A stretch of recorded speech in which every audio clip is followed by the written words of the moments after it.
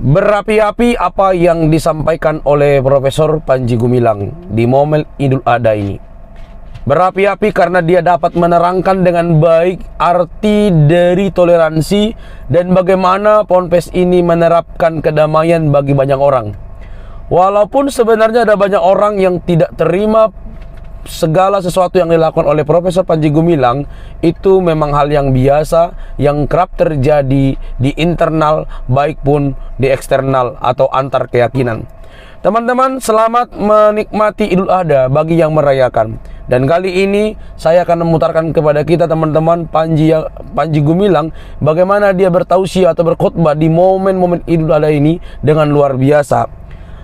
Menurut saya, apa yang disampaikan ini luar biasa teman-teman, karena dia mengupas habis dari Quran dan dia menerapkan ke sendi-sendi kehidupan, termasuk di dalam berbangsa dan bernegara, bahwa apa yang diajarkan oleh Quran itu sudah tepat dengan peraturan bangsa ini. Mari kita lihat teman-teman, supaya kita mendapatkan informasi yang baik.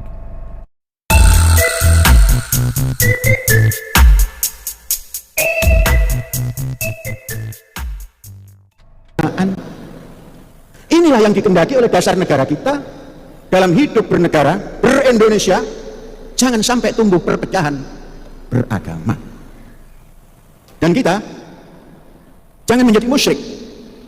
Ikuti petunjuk tadi, amanah Rasul bima unzila ilaihi min rabbihi wal mu'minun, dan seterusnya itu.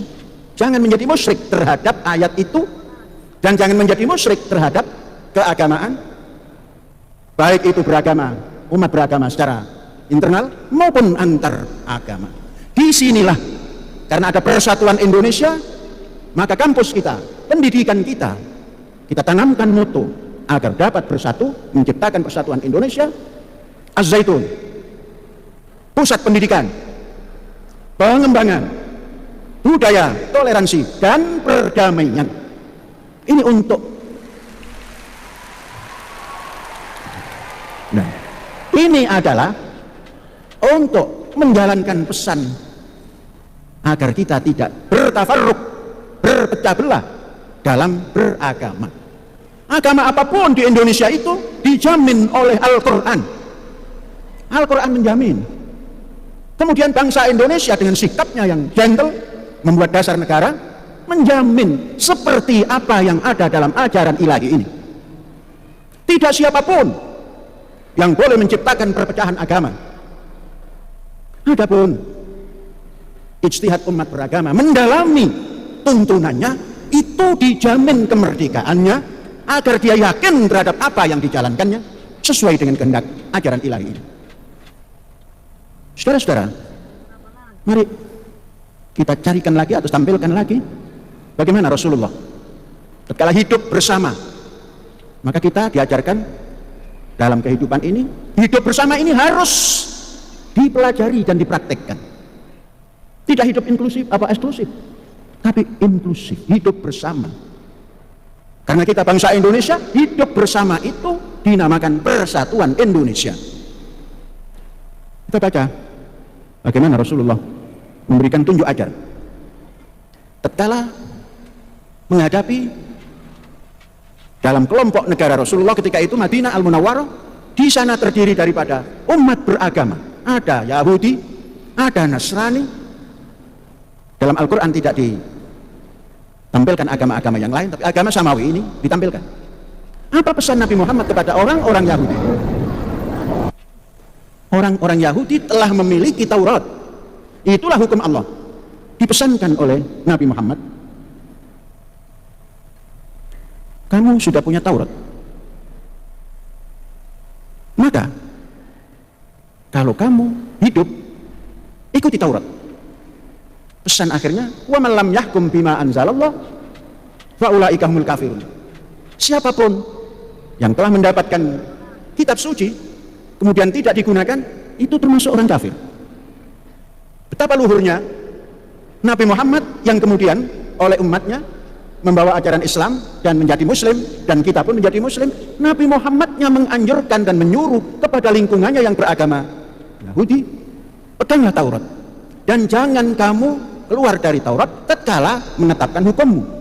Kalau kamu ingkar dari Taurat, itu tanda kekafiran. Apa makna ini? Ini rahmatan lil alamin. Berjumpa dengan orang Yahudi yang mempunyai Taurat, menganjurkan, peganglah Taurat, ambillah hukum Taurat itu. Kalau kamu keluar dari itu, kamu termasuk orang yang ingkar terhadap Taurat. Luar biasa. Indonesia mesti bisa seperti itu, menampilkan keyakinannya. Karena di Indonesia ini banyak keagamaan, hendaknya pemimpin Indonesia itu menganjurkan, peganglah kitabmu, pelajari kitabmu, agar kamu bisa mencarikan jalan keluar kehidupan dari kitabmu dan dimasukkan di dalam kehidupan bernegara. Kepada orang Nasrani juga seperti itu. Nabi Muhammad menyampaikan, tatkala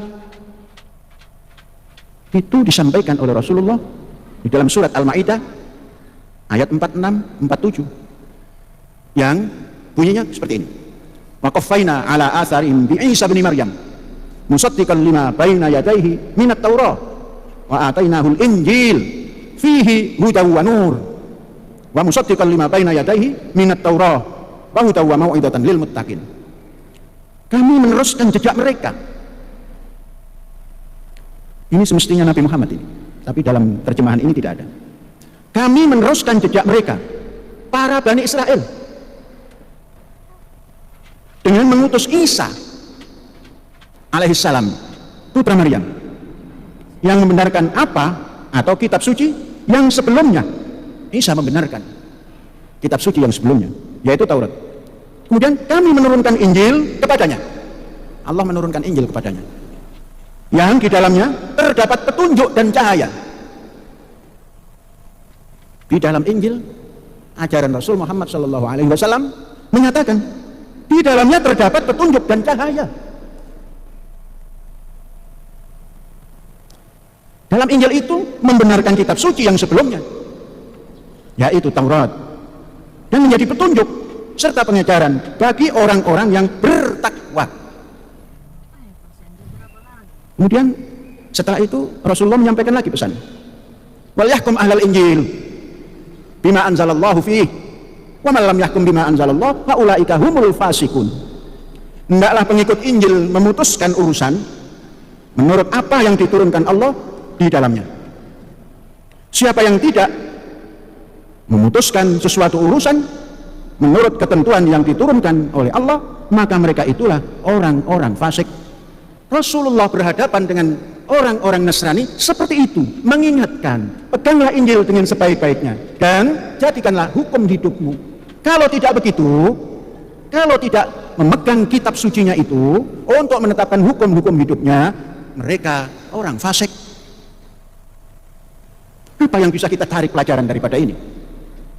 Oleh karena itu, menyadari hal ini, maka dasar negara setelah terciptanya persatuan meletakkan orang beragama, apapun agamanya, mereka adalah bangsa Indonesia, rakyat Indonesia, ra'iyah Indonesia.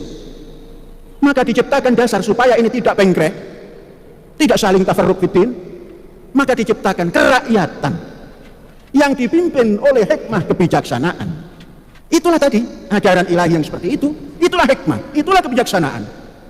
Karena sudah tumbuh dari kemanusiaan yang adil dan beradab, karena sudah tumbuh dari persatuan yang didasari oleh iman pada Tuhan Yang Maha Esa, keluarlah kerakyatan yang dipimpin oleh hikmat kebijaksanaan, tentunya dalam permusyawaratan.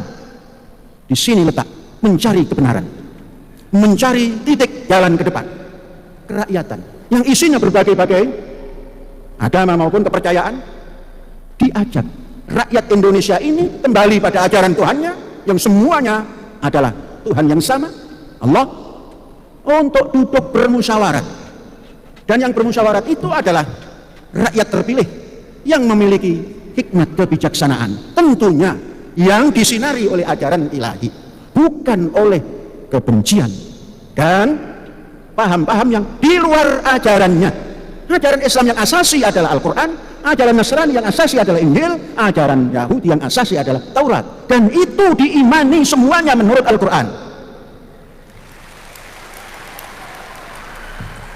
Saudara-saudara, maka tumbuh permusyawaratan tadi. Maka orang yang sudah seperti ini, yang memiliki hikmat kebijaksanaan, tidak akan mencaci, tidak akan menuduh, tidak akan menjelekkan apa yang dipegang oleh para penganut agama. Di sini, agar bisa tampil memiliki hikmat kebijaksanaan melalui pendidikan. Hikmat kebijaksanaan itu bukan tampil dengan dibayar uang baru menjadi wakil, tampil dengan iman yang sejati, dengan fikir yang bebas, dengan ilmu yang mumpuni. Itulah hikmat kebijaksanaan, didapat dari pendidikan yang jelas. Maka pendidikan yang dikeluarkan oleh pendidikan nasional maupun pendidikan keagamaan membuat kurikulum untuk menghantar anak didik ini supaya menjadi bangsa yang waras, bangsa yang cerdas, bangsa yang mampu hidup bersama. Saudara-saudara, maka kurikulum sangat mutlak. Maka tatkala ada usaha yang mau memasukkan kurikulum untuk semua, yang dasarnya satu kepercayaan atau satu keagamaan saja, maka itu harus kita hindari. Karena di dalam dasar negara kita, kerakyatan yang dipimpin oleh hikmat kebijaksanaan itu diatur dalam pendidikan, baik itu pendidikan nasional maupun pendidikan keagamaan. Jadi yang tampil mewakili rakyat ke depan adalah siapapun bangsa Indonesia yang memiliki kebijaksanaan dan hikmat, hasil pendidikan yang tepat. Disitulah nanti akan bisa menjalankan permusyawaratan yang penuh toleran. Musyawarah itu wujud daripada toleran, mencari kebenaran dengan permusyawaratan. Permusyawaratan sesama bangsa Indonesia. Maka bangsa Indonesia ini tidak boleh ditentukan oleh kekuatan tertentu yang di luar dasar negara, yang di luar konstitusi negara. Yang bisa mengatur bangsa Indonesia adalah konstitusi negara, undang-undang dasar negara. Maka terjadi permusyawaratan dalam perwakilan. Untuk apa semua itu?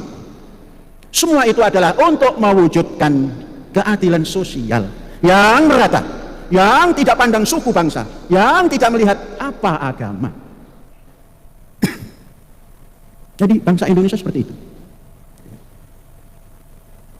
Saudara-saudara, ini perlu disampaikan supaya bisa kembali pada ajaran kita, ajaran Islam, ajaran agama apapun yang ada di Indonesia ini oleh Al-Quran diakomodir, yang oleh Al-Quran diimani semua. Bagaimana cara mengimani semua itu?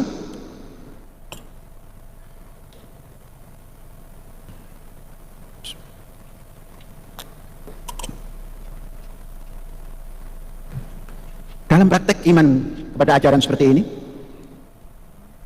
kita kembalikan semua pada ajaran. Kemudian kita terapkan ajaran ini masuk dalam dasar negara kita ini, sehingga iman kita ini iman yang Qur'ani. Maka akan tercipta, karena kita Muslim, tidak bakalan kita mencaci agama lain. Agama lain pun tidak bakal mencaci agamanya orang Muslim. Inilah yang harus diciptakan. Menciptakan ini rujukannya adalah Quran. Lantas kalau mengimani kepada malaikat, kepada kitab-kitabnya, kepada rasul-rasulnya, dalam perjalanan terus kita memilah, ini tidak Qurani dan ini tidak sesuai dengan dasar negara kita. Saudara-saudara, bangsa Indonesia arif untuk menjalankan penjabaran daripada dasar negara, maka dibuat undang-undang dasar. Undang-undang dasar tumbuh daripada dasar ini. Maka undang-undang dasar yang sudah berjalan ini pun harus dirujuk kembali. Sudahkah sesuai dengan dasar negaranya? Andainya kerakyatan tadi tentunya akan tumbuh hikmah kebijaksanaan dalam permusyawaratan, akan tumbuh membuahkan keadilan sosial. Sudahkah itu kembali kepada dasar negara? Mari kita sebagai umat beragama dan rakyat Indonesia ikut masuk memberikan gagasan, meletakkan bangunan daripada penjabaran daripada dasar negara menjadi undang-undang dasar negara yang sesuai dengan dasar negaranya. Inilah saudara-saudara pesan Idul Adha. Mari kita kembali. Karena Idul Adha ini juga, atau uluhiyah atau kurban ini juga, itu intinya ajaran Ibrahim. Di mana agama Ibrahimi, itu akan ada bahasa kurban itu. Ini menandakan Rasulullah SAW tidak pernah putus dari leluhur agamanya. Coba pelan-pelan kita ciptakan budaya seperti yang dikehendaki oleh Al-Quran tadi. Amanar Rasul bima unzila ilaihi min rabbihi wal mu'minun, dan seterusnya. Kemudian kita duduk di negara Indonesia ini yang punya dasar negara yang sangat sesuai dengan apa yang ada di dalam ajaran ilahi ini. Mari kita ciptakan. Kemudian ujungnya wala tatafarraqu fihi, jangan berpecah belah atas nama agama. Saudara, mari kita sudahi khutbah ini dengan kita berdoa. Baik teman-teman yang kasih oleh Tuhan, kita sudah mendengar dengan baik, luar biasa, dan tidak ada yang salah dari tausiahnya ini.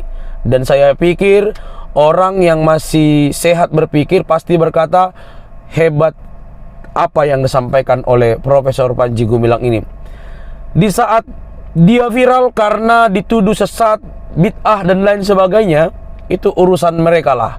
Tetapi yang mau saya soroti, pas di momen Idul Adha ini, dia memberikan tausiah yang menyejukkan banyak orang, termasuk saya, karena saya bisa melihat bagaimana dia mendudukkan orang-orang dari berbagai macam keyakinan itu sama rata di hadapan bangsa dan negara. Bahkan dia berkata bahwa Quran pun mengajarkan demikian.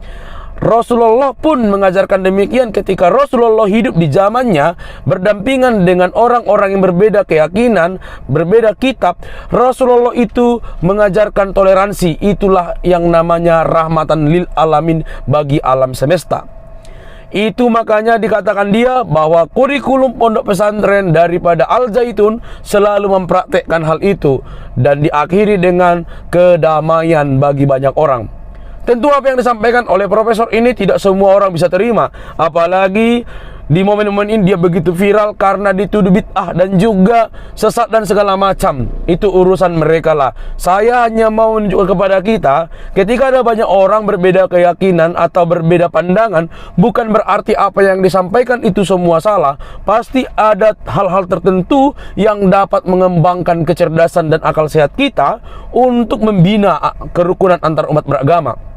Teman-teman, pada kesempatan Idul Adha ini, dia menerangkan bagaimana Taurat itu juga diikuti oleh orang Yahudi dan Injil itu juga diikuti oleh orang Kristen. Dan dia berkata dengan jelas bahwa pengikut Injil harus memutuskan perkara mereka dengan pedoman atau kaidah dari Injil itu sendiri, bukan dengan yang lain. Orang Kristen yang percaya Injil harus memutuskan perkara mereka berdasarkan Injil, bukan yang lain. Karena itulah yang diajarkan oleh Quran, kata beliau. Hebat kan? Tetapi ada banyak orang pasti tidak setuju dengan hal itu. Yang namanya orang mau menerapkan negara Islam, syariat Islam di Indonesia, pasti ada banyak orang juga yang kepanasan. Itu sebabnya yang menentang Bhinneka Tunggal Ika, Pancasila, mau mendirikan negara ini, negara Islam, dengan keyakinan agama tertentu, maka kita harus lawan. Dan itulah yang mau disampaikan oleh Profesor Panji Gumilang, yang mencoba membuat bangsa ini diatur oleh satu keyakinan agama tertentu, itu harus dilawan. Karena menurut Panji Gumilang, itu diajarkan oleh Quran bagaimana mendirikan toleransi bagi orang-orang yang berbeda keyakinan.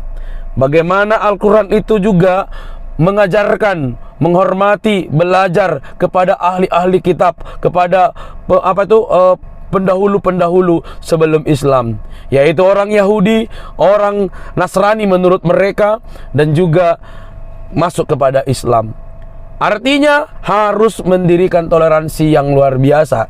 Dan benarlah, Indonesia ini beragam suku. Kalau didirikan atau diatur oleh satu hukum keyakinan agama tertentu, maka akan terjadi perpecahan. Dan ternyata menurut Panji Gumilang ini hebatnya, sudah diwanti-wanti, bahkan sudah diajarkan oleh Quran bagaimana menerapkan toleransi yang diajarkan oleh Rasulullah sampai saat ini, bahwa harus menjadi rahmatan lil alamin atau menerapkan toleransi bagi banyak orang. Walaupun banyak orang tidak setuju, biarlah mereka selalu tidak setuju. Yang pasti bangsa kita ini dihuni oleh beragam suku, dihuni oleh berbeda-beda keyakinan, kitab yang berbeda. Maka kita harus saling menopang supaya bangsa kita yang utuh, Indonesia, dan hukum yang berlaku adalah hukum dari Indonesia, bukan hukum agama tertentu.